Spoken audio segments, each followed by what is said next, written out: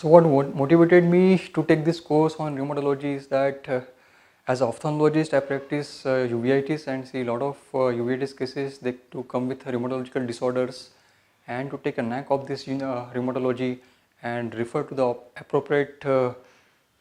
doctor, say rheumatologist, orthopedician. I want to take this course, and how this course has impacted my understanding of rheumatology. Well, the modules what APMG has provided that help a lot since past 6 months, and main is the past 2 days what the rheumatologists have been teaching us, that helps a lot to understand the field of rheumatology and to practice in our daily routine.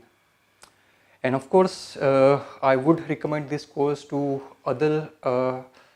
doctors, not only doctors but ophthalmologists as well, to understand the systemic disease and which can reflect in the eye for the early diagnosis on treatment and appropriate referrals.